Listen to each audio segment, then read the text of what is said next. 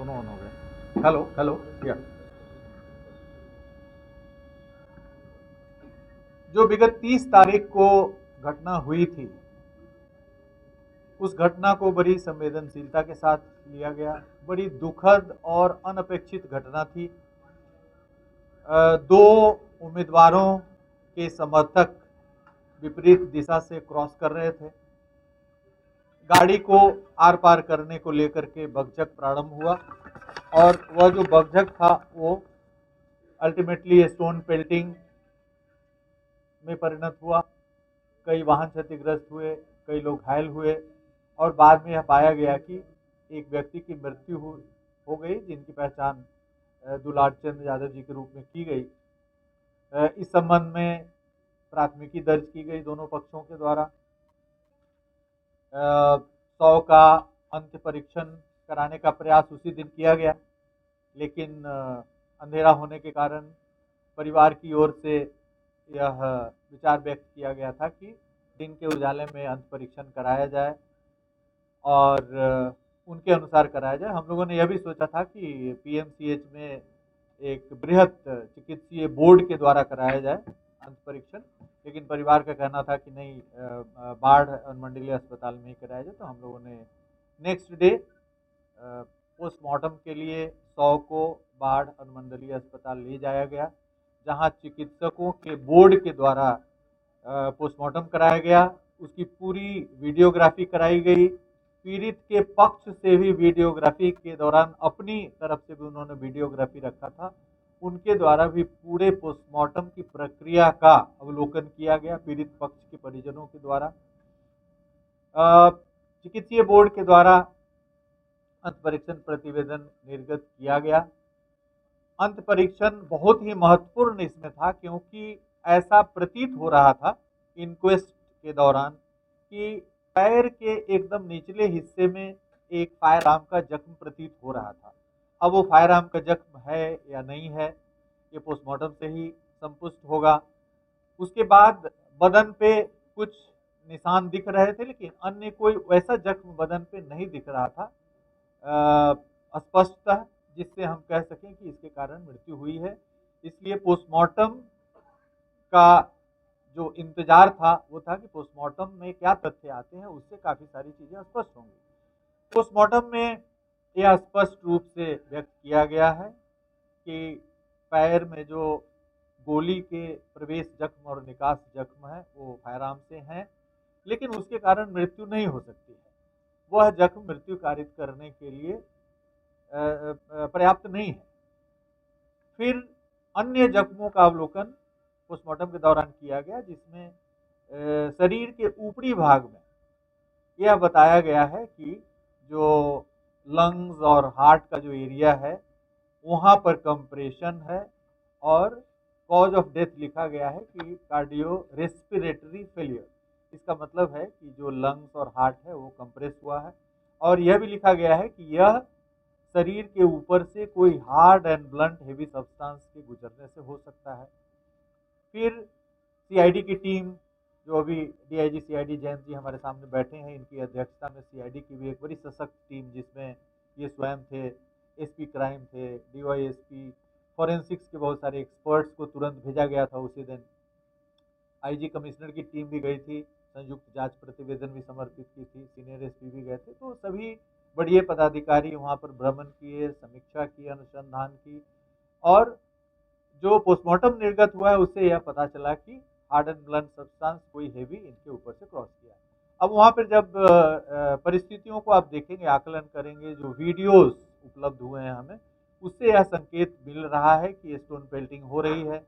आमने सामने बकझक हुआ है गाड़ी को आर पार करने के लिए, उसके बाद बकझक में स्टोन पेल्टिंग हो रहा है। मृतक है वो भी दिख रहे हैं उसी आकृति के, उसी वेशभूषा के एक व्यक्ति के द्वारा स्टोन पेल्टिंग किया हुआ दिख रहा है। और गाड़ियां भाग रही हैं वहां से, घटनास्थल से निकलने का प्रयास कर रहे हैं। उस क्रम में शीशे टूटे हैं कई गाड़ियों के। कई व्यक्तियों को भी जख्म हुआ है, 10-12 लोगों को, जिसके इलाज के दौरान जख्म प्रतिवेदन निर्गत किया गया है। तो इन सभी परिस्थितियों को समेकित रूप से देखते हुए पोस्टमार्टम रिपोर्ट, वीडियो विजुअल्स, ये सब देखते हुए ऐसा प्रतीत हुआ कि प्रथम दृष्टया इस कांड में इनकी हत्या हुई है। अब गोली कौन चलाया, कब चला, जो और वाहन वाहन जिस तरह से बड़ी तेजी से वहां से भागने की कोशिश कर रहे हैं और पत्थर जो चला रहे हैं वो भी कभी तेजी से आगे बढ़ रहे हैं, गिरते पड़ते बढ़ रहे हैं, तो इस स्थिति में यह संभव है कि वाहन के द्वारा इन पर वाहन चढ़ा दिया गया है, वाहन चढ़ा है।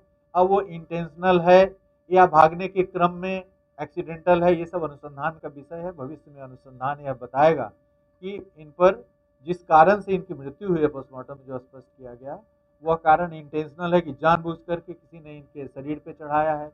जो गोली चली है वो चूंकि पैर में लगा है और अन्य किसी संवेदनशील हिस्से में नहीं है, वहां पर प्रत्यक्षदर्शी गवाहों की कमी नहीं है। आप देखेंगे वीडियोस में दिख रहा है कि दर्जनों दर्जनों लोग वहां पे प्रत्यक्षदर्शी साक्षी हैं। प्रत्यक्षदर्शी साक्षियों को चिन्हित किया जा रहा है, उनके बयान लिए जा रहे हैं। फॉरेंसिक की टीम घटना स्थल का पुनर्सृजन कर रही है। तो इन सभी बिंदुओं पर जो संकेत हमें मिले हैं उसके आधार पे और घटना स्थल पे जो अभियुक्त हैं, जो गिरफ्तार हुए हैं उम्मीदवार, उनकी उपस्थिति थी, उनके नेतृत्व में ही उनका पूरा दल आगे बढ़ रहा था। जन सुराज का दल भी सामने से जो वहाँ के उम्मीदवार हैं उनके नेतृत्व में आ रहा था। तो दोनों तरफ से केस कांड प्रतिकांड दर्ज किया गया है। दोनों ही कांडों में कार्रवाई होगी, क्योंकि जो दूसरा भी कांड है जिसमें काफ़ी क्षति हुई है, काफ़ी जख्मी हुए हैं और दिख रहा है कि स्टोन पेल्टिंग कर रहे हैं, स्पष्ट दिख रहा है कि वो कौन है, तो उस कांड में भी काफ़ी गंभीरता के साथ गिरफ्तारियां होंगी। अभी तक 80 से अधिक गिरफ्तारियां हुई है और अनुसंधान अभी जारी है। अभी इस चरण में स्पष्ट रूप से नहीं कहा जा सकता है, हर आयाम अभी स्पष्ट नहीं हुआ है। सभी आयामों को उद्घाटित किया जाएगा इस कांड के अनुसंधान के सिलसिले में। जिला पुलिस और सीआईडी संयुक्त रूप से एक सशक्त टीम के तौर पे वहाँ पे कार्य कर रही है। अभी हमारी प्राथमिकता है 6 तारीख को जो चुनाव है उसको संपन्न कराना। उसके बाद इस कांड में और भी जो अनुद्घाटित पहलू है उसको उद्घाटित किया जाएगा, साक्ष्य संकलित किए जाएंगे। हमारा एक और अनुरोध होगा जन सामान्य से कि इस घटना को लेकर के किसी भी प्रकार के जातीय विद्वेष या इस तरह के उन्माद की स्थिति ना क्रिएट करें, किसी भी प्रकार के बयान से बचें, क्योंकि सामाजिक समरसता कायम करना, शांतिपूर्ण माहौल में चुनाव संपन्न कराना प्रजातंत्र की एक बहुत बड़ी एक उपलब्धि होगी। और जो भी इसमें वहाँ पर उपस्थित हैं, जो व्यक्ति प्रत्यक्षदर्शी हैं, जिनके मोबाइल में या किसी अन्य डिवाइस में किसी भी प्रकार का साक्ष्य है, वीडियोज है, फोटोग्राफ्स है, उनके लिए हम लोग एक प्रेस विज्ञप्ति जारी करेंगे कि वो सीआईडी के एसपी और डीआईजी के यहाँ आकर के और निर्बाध रूप से अपना साक्ष्य यहाँ पे हम लोगों के समक्ष दें और पूरी साक्ष्य संगत कार्रवाई इस कांड में की जाएगी। किसी भी प्रकार के पक्षपात और किसी का कोई स्कोप नहीं। हम लोग शुरू से ही पूरा यह सुनिश्चित कर रहे हैं कि निष्पक्ष रूप से और साक्ष्य के आधार पर कार्रवाई हो। अभी जो गिरफ्तारी हुई है, चूंकि नेम्ड एक्यूज थे, वहां पर उपस्थित थे और जब कोई ये बलवा एक तरह का था,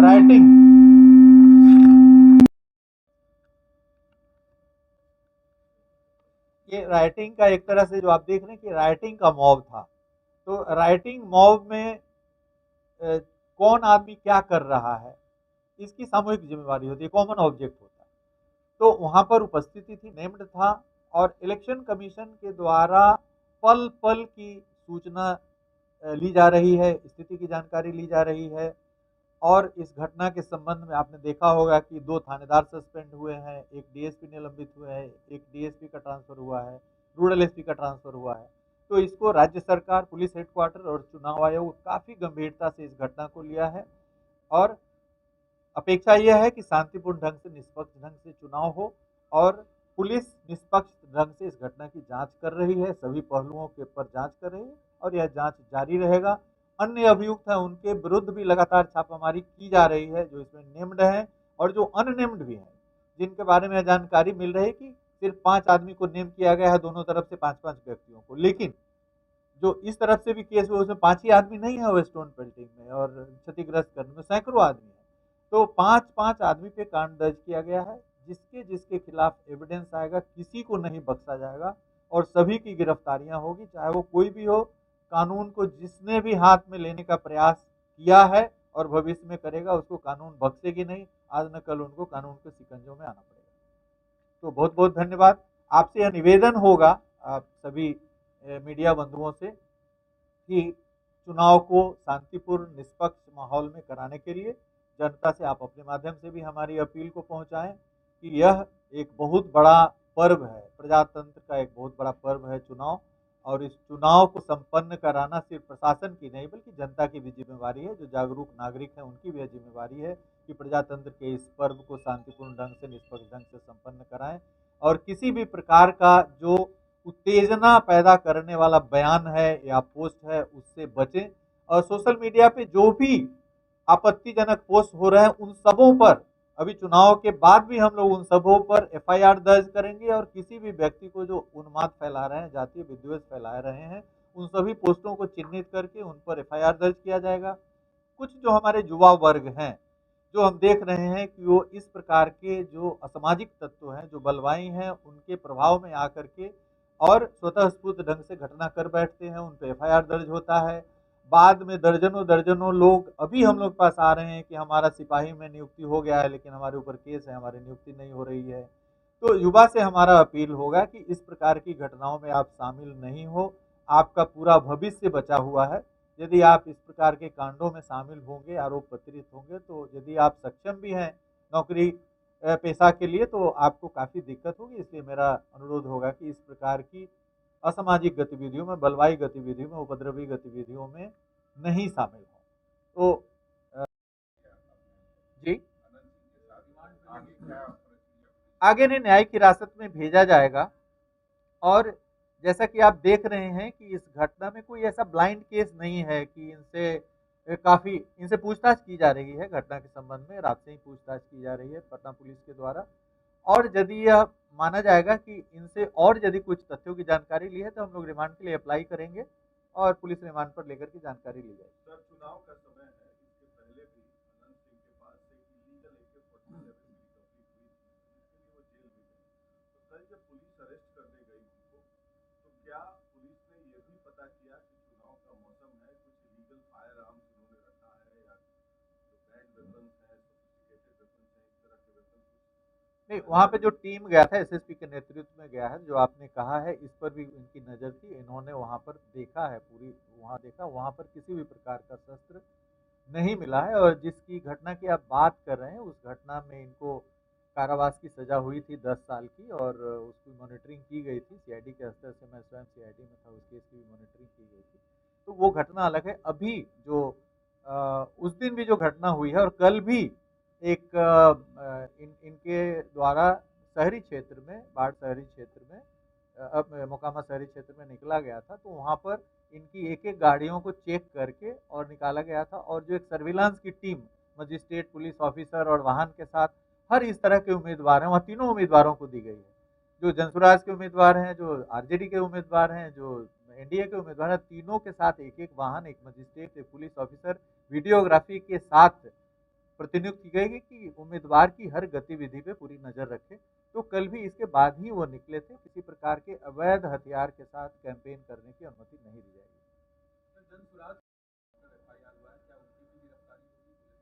निश्चित रूप से होगी, उनका भी नाम है और वो वहाँ पे घटनास्थल उपलब्ध हैं। और जो पत्थरबाजी हो रही, जो घायल हुए, उसमें उनकी भी गिरफ्तारी होगी। और उनके साथ जितने समर्थक हैं वीडियो पे चिन्हित करके एक को भी नहीं बख्शा जाएगा। जितने सारे सैकड़ों दिख रहे हैं उसमें एक एक को चुन करके हम लोग गिरफ्तार करेंगे।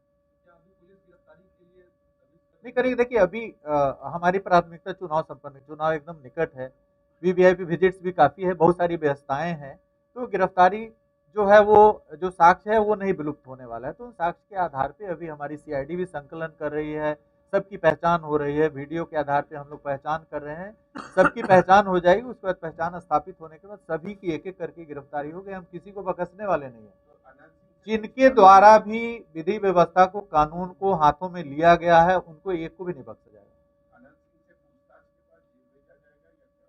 नहीं, ऑब्वियसली न्यायिक हिरासत में भेजे जाएंगे। आपने बताया कि मौके पर गोली भी चलाई गई थी, किस आर्म्स का इस्तेमाल किया गया था? वो नहीं पता चल पाया है क्योंकि आर पार हो गई थी गोली और पेलेट नहीं मिला है। तो इसके लिए अग्रतर अनुसंधान की आवश्यकता है। इससे स्थापित नहीं हो पाया है कि किस प्रकार के वेपन थे। फॉरेंसिक टीम भी गई है तो वो पोस्टमार्टम के जो चिकित्सीय बोर्ड के डॉक्टर्स हैं वो और फोरेंसिक टीम कुछ अपना उस पर मंतव्य देगी कि किस प्रकार के हथियार से उस प्रकार के जख्म कारित हो सकते हैं, उस मंतव्य भी अपेक्षित है। पहले गाड़ी चढ़ी या गोली मारी? ये सब अनुसंधान का विषय है, ये सभी अनुसंधान का विषय, इन बिंदुओं पर अनुसंधान की जा रही है। Thank you. आप एक दो सवाल कर सकते हैं, उसके बाद नहीं, इससे संबंधित अज्ञात तो प्रतिदिन पकड़े जा रहे हैं। हम लोग 3 सप्ताह में 700 से अधिक हथियार जब्त किए हैं पिछले 6 तारीख के बाद से। लेकिन इस घटना में जो एक हथियार संभवतः प्रयुक्त हुआ है, जिसे पैर में गोली लगी है, उस हथियार की बरामदगी अभी नहीं हुई है, प्रयास जारी है। अनंत सिंह को गिरफ्तार इसलिए किया गया कि उसका काफिला जो है वहां से गुजर रहा। नहीं, गुजरने की बात नहीं है। ये जो घटना हुई है उसमें हत्या का कांड दर्ज किया गया है, नामित भी है, वहाँ पर उपस्थित है, और जो दोनों तरफ से जो झड़प हो रहा है, बलवा हो रहा है, मारपीट की घटना हो रही है, पत्थरबाजी हो रही है, तो ये एक तरह से दंगा का सिचुएशन है, जिसको हम लोग कानून के तौर पे राइट कहते हैं। तो राइट में कॉमन जिम्मेवारी होती है, कॉमन ऑब्जेक्ट, सामान्य उद्देश्य, मतलब लड़ाई झगड़ा सामान्य उद्देश्य से हो रहा है, इसमें कौन क्या कर रहा है वो मायने नहीं रखता। जो पहले आईपीसी की धारा 147, 148, 149 होती है, उसमें कॉमन ऑब्जेक्ट के लिए यदि कोई भी काम कर रहा है, उसमें स्थिर भी यदि है, मजमा में आप पार्ट भी ले लिए, खड़ा भी हो गए, तो आप पर जिम्मेवारी बनती है, तो एक सामूहिक जिम्मेवारी है। इसको ध्यान में रखते हुए अभी गिरफ्तारी हुई है, जो प्रथम दृष्टया जो साक्ष्य मिले हैं, और बाकी जो साक्ष्य आएंगे उसके आधार पर इसमें आगे की कार्रवाई की जाएगी।